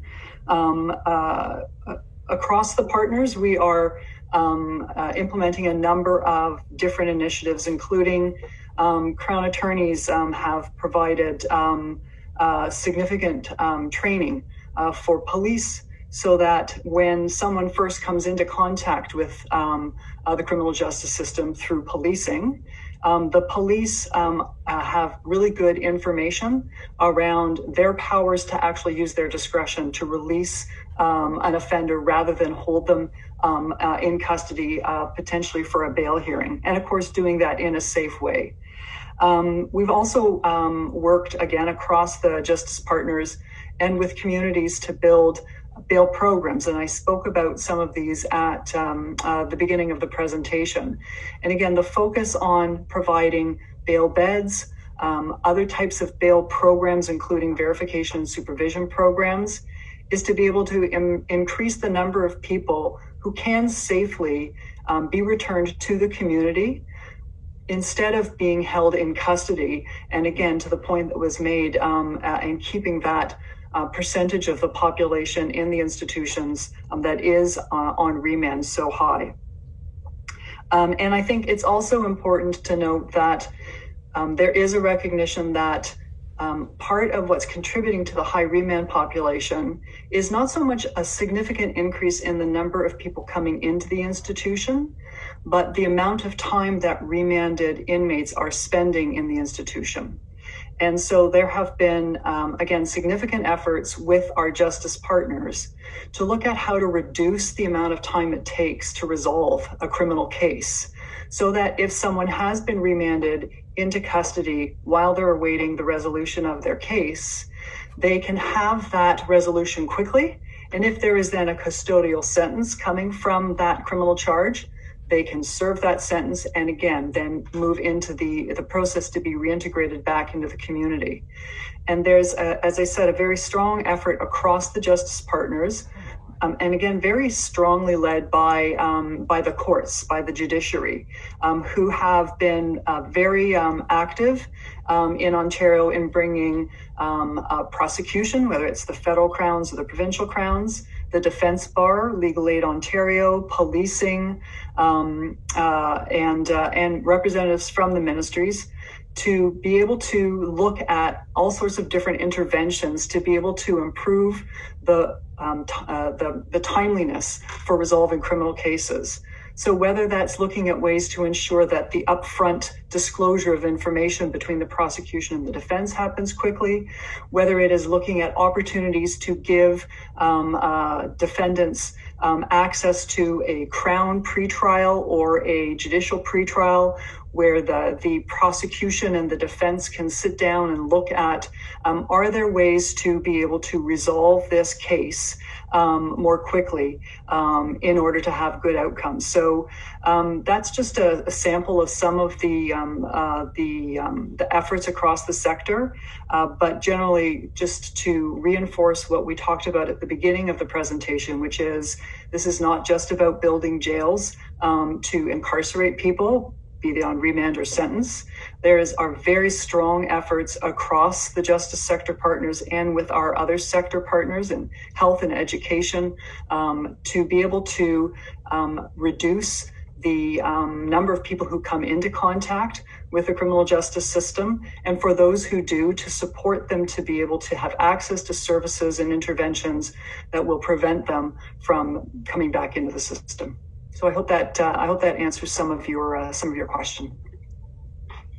Thank you. We will go to. Sorry, if I could just add, in terms of those partnerships, we're also looking from a transition, community transition perspective. We also are working closely with our colleagues, some ministries that Lynn mentioned, but also with the Ministry of Housing and Municipal Affairs, and really looking at shelter capacity and housing capacity and all those additional supports. But I would also say that, we know that there's a lot to address historically with respect to the correctional system writ large, both provincially and federally. And so the ministry itself has an anti-racism and anti-racism correctional plan that includes a very strong training component and a cultural competency component. We work very closely with our counterparts in the Ministry of the Attorney General. We work with our colleagues in the Indigenous Justice Division, which was established 5 years ago out of the Truth and Reconciliation Commission, to really look at the institutions and programs and staff that we have and ensure that we are building capacity in terms of that cultural competency as well. So it really is about a significant shift in the approach that we're taking on a number of fronts. So I just wanted to add that piece as well. I just wanted to thank you for an excellent presentation and for fielding all of our questions. My question/comment is around if there's going to be any volunteer programming opportunities available at the new facility. And the background for my question is as follows. I've been a resident of Kemptville since 1998, and I'm proud that our community is going to have an opportunity to contribute to initiatives in furtherance of much needed reforms in our criminal justice system. As we work towards incarcerating fewer people involved in nonviolent offenses, we also live with the reality of the current conditions at the notorious OCDC, where based on press reports, we understand that individuals there are often housed 2 to 3 to a cell that was designed for 1. The new facility, thankfully, is going to be much more humane and contemporary. I know that violence and intimidation is rampant amongst inmates at the OCDC, which is a very sad circumstance. And the facility certainly does not have the ability to provide the kind of programming and mental health care that, in my opinion anyways, we should be affording to those in unfortunate circumstances within our civilized society. I should add that I'm responsible for incarcerating thousands of people in my former life as a police officer, so I'm not often viewed as a softie on inmates, but I think we need to go to a much more humane treatment of those unfortunate people in society, and I think our community is well positioned to contribute to that. So I'm going to be planning on volunteering some of my time as a university professor, and I've spoken with several of my friends who play golf at our beautiful golf course, Equinel, with great life experience and a lot to offer, and they're interested in exploring some volunteer opportunities as well at the new facility. So that's my question/comment, and I'm looking forward to assisting with the project. Absolutely, volunteer opportunities will be available, and I'll hand this off to Lisa as well to supplement. So yes, those opportunities are available. People with life experiences, absolutely, those are the kind of people we want. We are trying to rehabilitate people. We are trying to normalize people. Countless studies have shown that the type of environment you create, people will react to that environment. And what we're trying to do is not create hardened environments where we make hardened criminals just because we're bringing them into our facilities. We're trying to actually rehabilitate them. And in terms of Ottawa Carleton Detention Center, what we're trying to do there is decrease the population. We understand there's issues, absolutely. And I know we truly have not, tried to do anything transformative to try to change what's there. But this is the first step of doing that. What we're trying to do is not go out and build another mega. And what we're trying to do is, build a small facility that can focus on rehabilitation. Then what we want to do is take that Ottawa Detention Carleton Center, keep the best parts of it as an asset, and start retroing those pieces and start, making that a normalized environment as well. And so that, we start retroing it from a mental health perspective, from a programming perspective, from a segregation perspective, so that we start having positive infrastructure impacts, and then also bringing in, supplementary staffing as well, programming, wellness, mental health, so that we just don't have one asset that's thriving. By this strategy, we're trying to get 2 assets that are thriving and actually transforming. And that's really what we're trying to do here. And so I don't know, Lisa or Karen, if you have anything else to add, but I truly appreciate your comments, Greg. Thank you. We do indeed appreciate them. And that is exactly the mindset that all of us have. And we're just going to just remain committed and dedicated and working every day to move to that new place. And I would just add, you know, we do work with a lot of community service providers and volunteer organizations that you know, we're happy to you know, help build relationships early in this process, and just look forward to working together. Thank you. Yeah, thanks for. Can you hear me? Yes, we do. Yeah, thanks for taking my question. I'm probably at the other end of the continuum from the last speaker, and I'm kind of disappointed in the rationale that's been put forward for putting the facility in Kemptville. I personally would like to see the cost-benefit analysis, if any was undertaken, to put the facility in this community.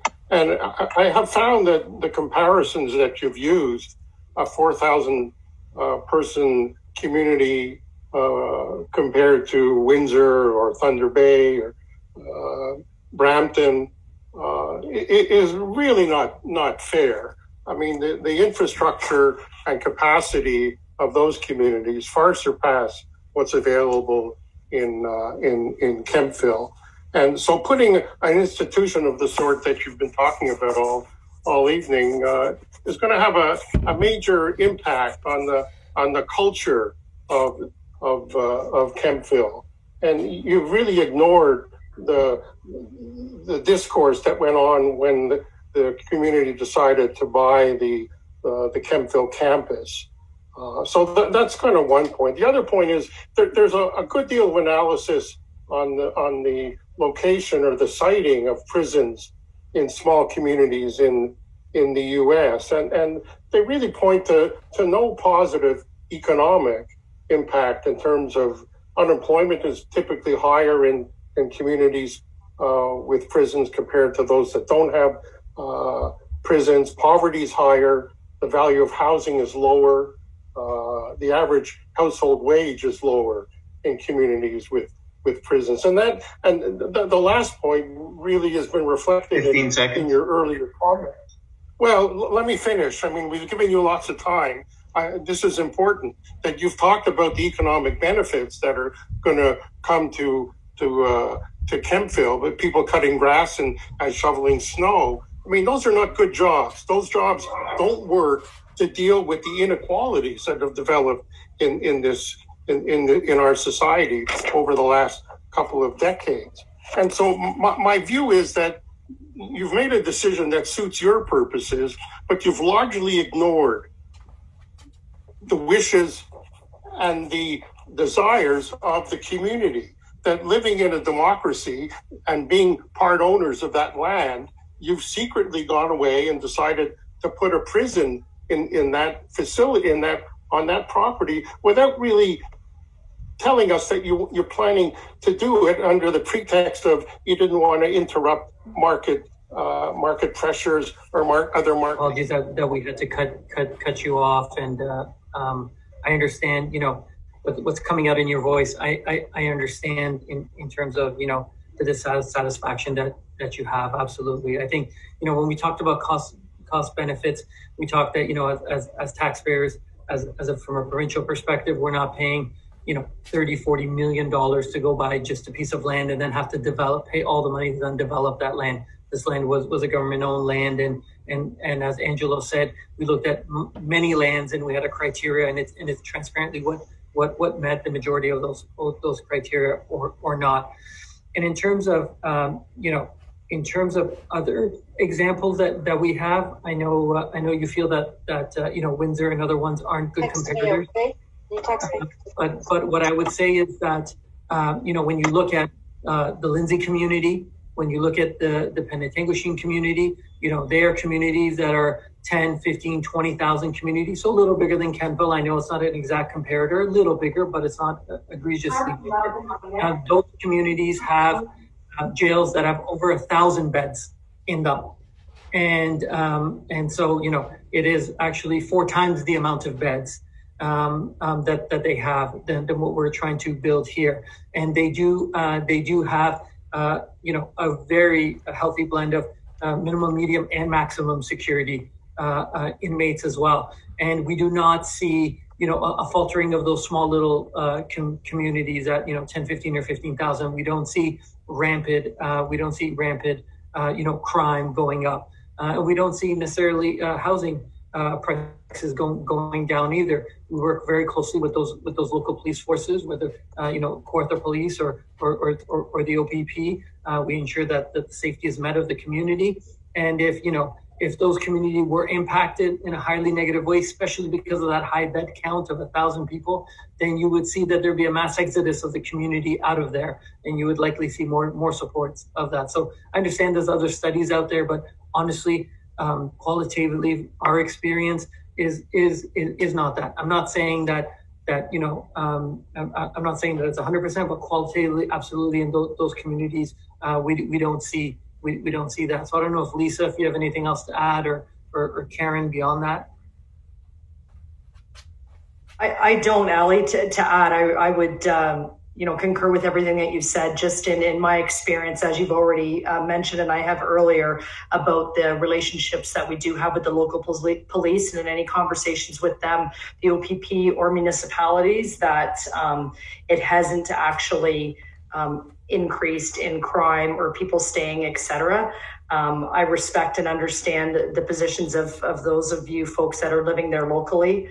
I think someone had asked earlier, and I'd forgotten to mention it, about a comparison institution, if it didn't come up. And the Central East Correctional Centre, which we've referred to in Lindsay, Ontario, has almost 1,200 beds there, and it's on the outskirts of Lindsay, which is approximately 20,000 residents. So it's a good comparison as well as far as size. I know you're a much smaller community, but as far as the size of that institution and compared to the community, it is one to compare as well. And everything that we've said we've put in place as far as community engagement and engagements and relationships with our stakeholders, including the police, are things that we would continue to do in your area as well. I hope that helps. Oh, I have one more live question and then one follow-up question. I've had many questions, but I will limit my time to 2 questions. First of all, given that this is a public consultation that has to take place on Zoom due to COVID, I am wondering if a transcript or a recording will be made available to the public. I do know personally of people who cannot make it, either because their internet is not up to speed or because they have family obligations, remembering that we only knew about this for 10 days, so it's quite understandable that many people had to miss it. But I do know that they're very interested in the information. And also, number 2, I'd like to circle back to an earlier response saying that the ministry was not aware of any use for this land. However, I am under the impression that our municipality was trying to acquire it for the past 2 years, that they went to our MPP's office asking about it and did not receive an answer each time. Thank you. Take this back with our facilitators in terms of how we can, for the people that couldn't attend, how can we get maybe some of the questions that were answered, some of the questions that were posed, and then maybe some of the answers. So we'll take that back and see. But also, tangential to that is that, this is not the only time we're going to come and talk to you. We're going to continue this dialogue. The next dialogues are going to be a little more focused with hopefully with the school boards, and the parent associations, as well as the hospital, and then other local service providers as well. And then, we're happy to have follow-up public sessions as well that might be a little more focused in terms of their subject content. So, this is not the only time you're going to be hearing from us. Absolutely. In terms of your question about the interest of the land or not, we follow a government process that has excess lands or lands that do not have rights on them currently that are distributed to us, and any government, provincial or federal, can access those lands once they're up there. So that's how we got access to that land. In terms of the interaction with the local authorities and wanting that land, I can't answer that question. So perhaps our mayor or another council person online could answer that at this time. Just of time, what we'll do is we'll take that question back and hopefully work with the local authorities or the provincial authorities to try to give an answer. So we'll take that as a follow-up. Or if her worship is here still, then hi, your worship. So please, can you unmute her worship? Yeah, thanks everyone, and thanks for the question. And of course, it's been a really substantive 3.5 hours. So I appreciate so many of you sticking with the consultation for so long. Certainly the municipality, certainly from a very early age, from a very early stage after this new council was elected, did express a strong interest in potentially acquiring the land if in fact it became available. So certainly that was made known to MPP Steve Clark, and Minister Clark, not to speak for him, but certainly indicated that before the land would be surplus, it was subject to an internal review by every ministry. So we kept inquiring every few months to make sure that Minister Clark was well aware that should the land be surplus, then we absolutely wanted a first crack at exploring the feasibility and the viability of the municipality acquiring the farmside lands. So that was the interest that was made to obviously the province through our own MPP, but we never got that opportunity. Thank you, Her Worship. We have stated before during this that we are absolutely, open to working with everyone to figure out what else we can do with the excess part of those lands that we have as well. And so, we don't want to hoard. We don't want to hoard, the piece of land just for our purposes. We want to ensure that if we can, to use any part of those excess lands to figure out, again, whether it's park space or agricultural space or if it's recreational space, we want to ensure that we can work with the community to create something, adequate and nice and what you want. And Ali, if I could just build on that I think I just want to reinforce that definitely has been part of the conversation we've been having from the very early stages. And I want to thank you for, understanding what I think is a very strong agricultural interest moving forward. And there's no doubt that myself and my council colleagues are having those discussions about what we leveraged out of this in terms of some of the remaining lands that we believe will be substantial. And I think we do want to honor the legacy of what was on the farm side. And we want some synergies between Kemptville campus and the farm side. And I believe that is possible. And I think the indications we're getting from the ministry is that there's some very, very important dialogue that we will continue to have to that end. But really the public consultation and what the community would like to see as well is really an important part of what we do. So this is why this consultation in November was so critical to our own deliberations. And that's why you've got, I think, most councillors, I think all council is on this call as well as myself, and we're listening very hard to the community, and we will be following up in terms of what are those next steps. And I know MPP Steve Clark is doing exactly the same. We've had lots of dialogue to that end. Yeah, thank you, Your Worship. And I do want to say, kudos to Her Worship and the council, as well as Minister Clark, for being good advocates for, during the pandemic that we have. We're a frontline operation, so we've been working, over the last 8 months to, 12, 15 hours a day sometimes, and they really advocated to get us out here, to get us engaging early. We usually don't engage this early with the community after an announcement. And they got us out here. They make sure that we were transparent. So kudos for you to really push that for your community, and we're absolutely happy to be here today to do that.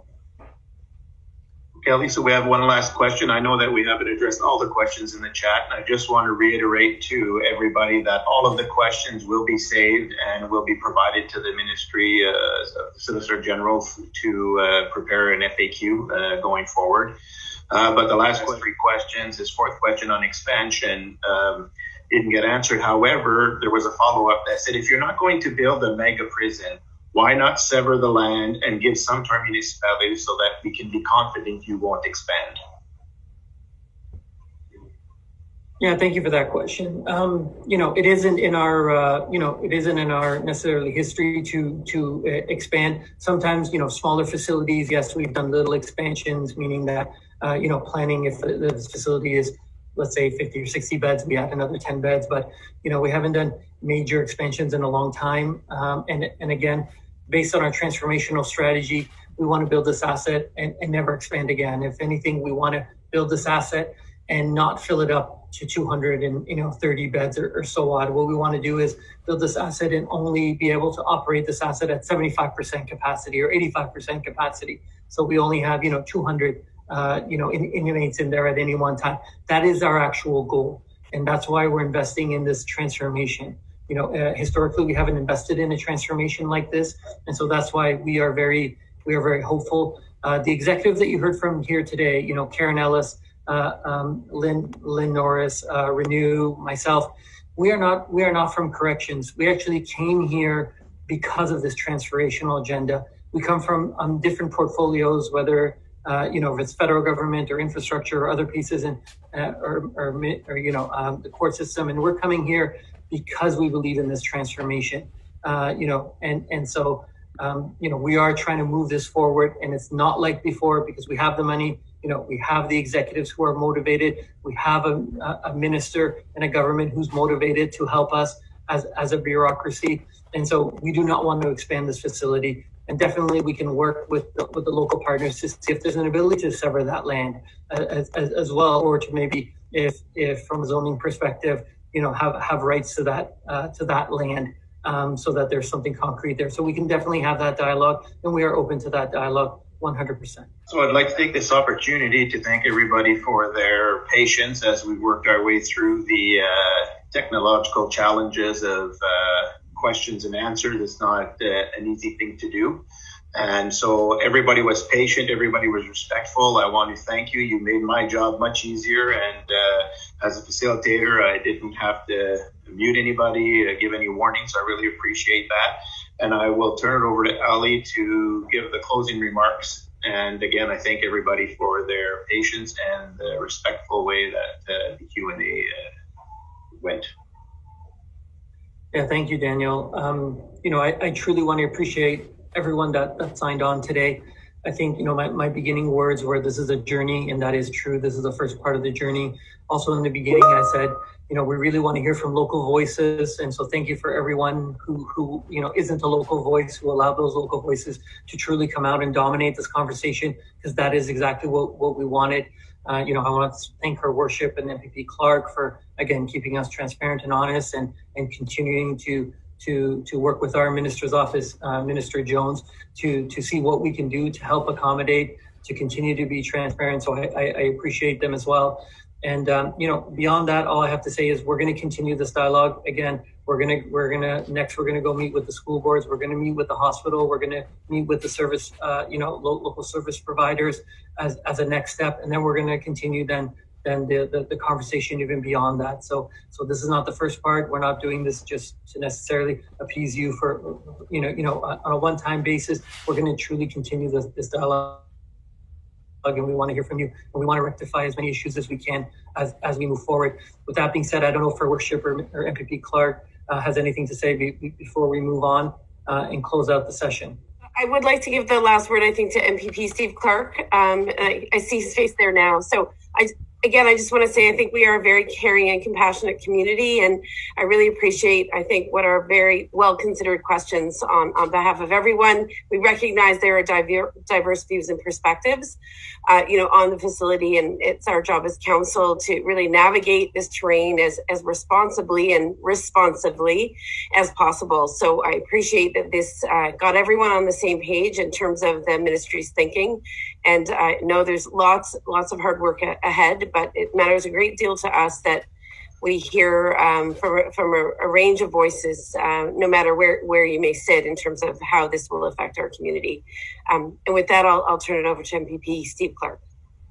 Yeah, thanks, Your Worship. And Daniel, I just want to thank you for the great job at facilitating today. Ali and all the team, I want to thank you for all the detailed information that you continue to provide.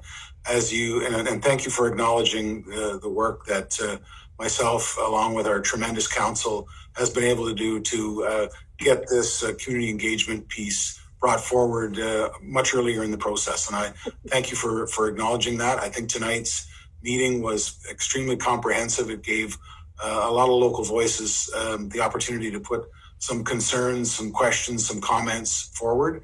And, I'm going to continue to, make sure that those local voices are heard throughout this process, regardless of a process that might have happened, in Brockville or Napanee or Windsor or Aurelia. The municipality of North Grenville is a very, passionate community that has very strong views about their municipal boundaries, what goes on there, how it affects their people. And I've said right from day one that, I believe this is a great community process that you're engaging with. I think there is a lot of benefits, and I would never recommend that we go down this road without having a positive outcome. And I think today's consultation really makes me feel great that we had this opportunity for local voices, and the fact that, again, it's not the only opportunity. So we'll continue to push the ministry to make sure that this community is reflected in whatever final decisions are made around the site. So thank you for such a comprehensive opportunity tonight. Thanks for nearly 4 hours. We're at 8:49. So certainly not only were the 3 hours fulfilled, but you gave us some extra time. And just given what I think was at one point 280 people on the call, we appreciate you doing that and your team for staying with us for the dialogue. Thanks, everyone. Have a good evening. Take care. Thank you. Bye-bye.